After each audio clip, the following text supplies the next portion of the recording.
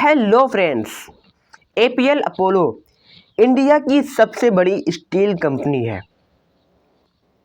ये हर साल 10,000 करोड़ इसकी रेवेन्यू हो चुकी है और दुनिया की टॉप 5 स्टील कंपनियों में इसका नाम शुमार होता है। फिलहाल अभी ये 2 मिलियन यानी 20 लाख से अधिक टन ये माल प्रोड्यूस कर रही है, बना रही है। इसके चेयरमैन अभी संजय गुप्ता हैं।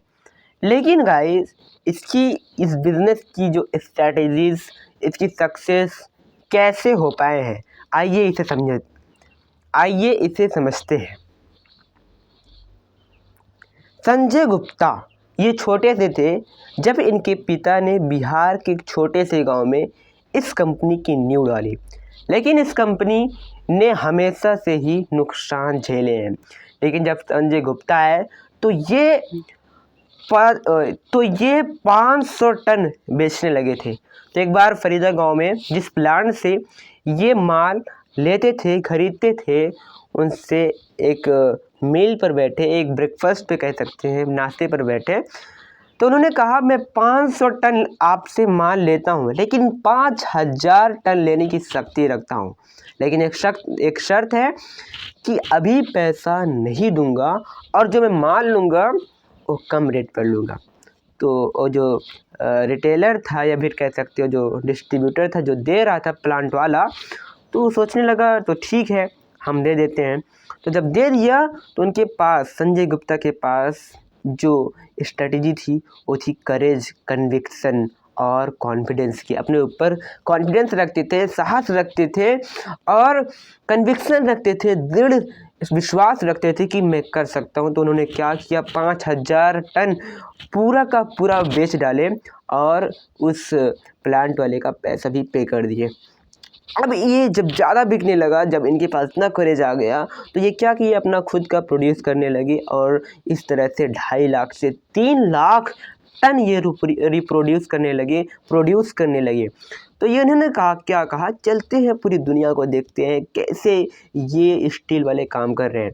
तो ये गए जर्मनी में गए, तो वहाँ पर देखे ऐसे प्लांट थे जो 2 मिलियन यानी 20 लाख टन प्रोड्यूस कर रहे थे, यानी 20 लाख टन स्टील प्रोड्यूस कर रहे थे। तो उन्होंने आए, वहाँ से इंस्पिरेशन मिली, ये यहाँ पर आए, इंडिया में रिटर्न हुए और सारे जो कह सकते हैं डिस्ट्रीब्यूटर थे, इनके जो डिस्ट्रीब्यूटर थे, इन्होंने इनको इकट्ठा किया, इनको मनाया कि आज से 10-15 दिन में हम 3 लाख से 10 लाख यानी 1 मिलियन टन रिप्रोड्यूस करने की गोल अपना बनाने वाले हैं। तो उन्होंने सारे को मना लिया, सारे लोगों को चांदी का एक चांदी का बॉक्स, मतलब चांदी का एक नंबर चांदी का बनाकर एक बॉक्स में सब रिटेलर को दे दिया, सब डिस्ट्रीब्यूटर को दे दिया। और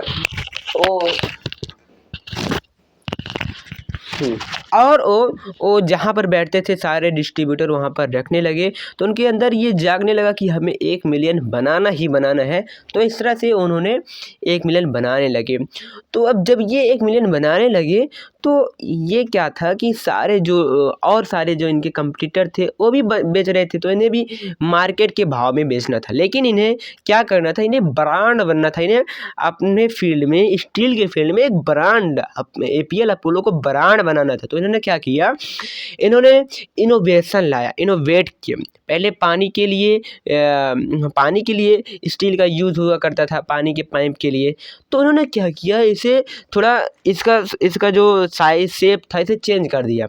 पहले सर्कल शेप में बनता था, इन्होंने क्या किया, स्क्वायर में बनाने लगे, रेक्टेंगल में बनाने लगे और ट्रायंगल में बनाने लगे। जब इस तरह का शेप बनाने लगे तो इस स्टील का यूज़ बहुत सारी जगह यूज होने लगा। जैसे कि हम जो छत पर बालकनी पर ग्रिल लगाते हैं वहाँ पर यूज़ होने लगा, और इंडस्ट्रीज़ में यूज़ होने लगा, और जो काऊ का शेड होता है वहाँ पर यूज़ होने लगा, और बहुत सारी जगह ये स्टील का यूज़ होने लगा जब इसकी आकार सीधी हुई।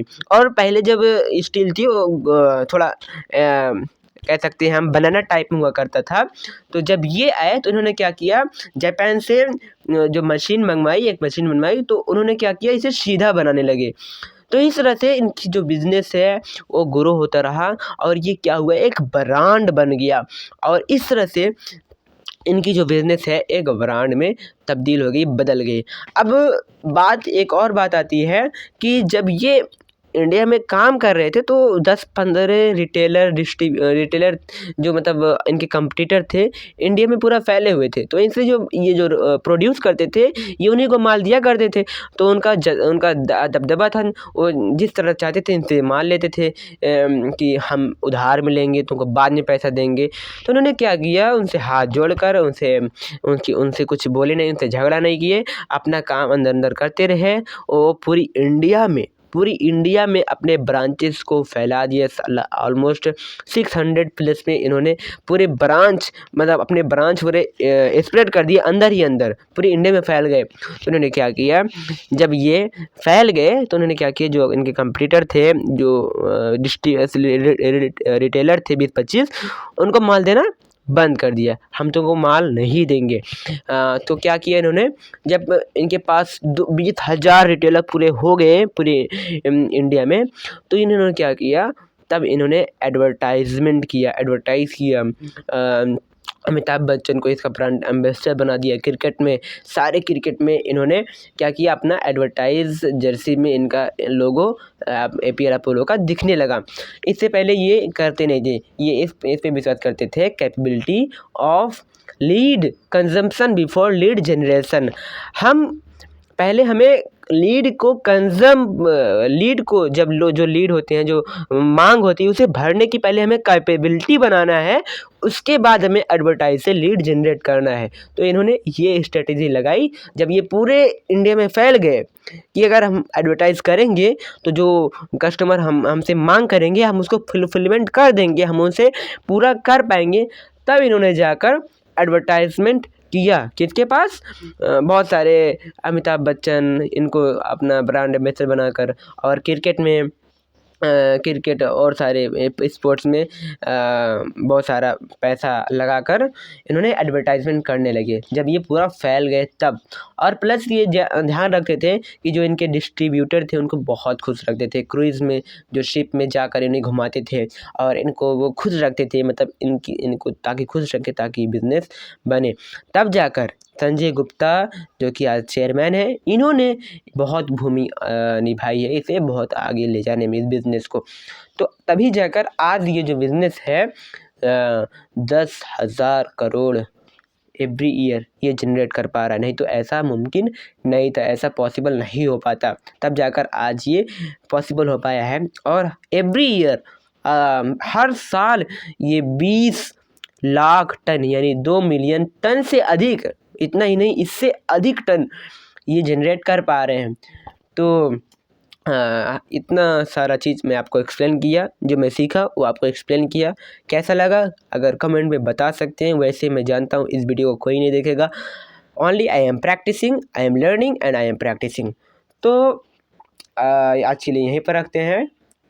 जय हिंद, जय भारत।